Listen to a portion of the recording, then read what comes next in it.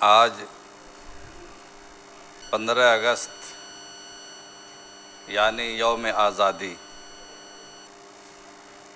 जमहूरी हिंदुस्तान की तारीख़ में इंतहाई अहम दिन है और आज ही की तारीख़ में हमारे उलमा, बुज़ुर्गान, मुजाहिदीन, अरबाब कलम, दानिश्वरान की सदियों की मेहनत के बाद अल्लाह ताला ने यहाँ आज़ादी अता फ़रमाई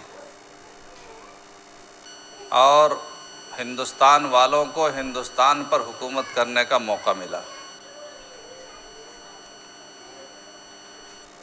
ये दिन किसी भी मुल्क की तारीख़ में बड़ी अहमियत रखता है।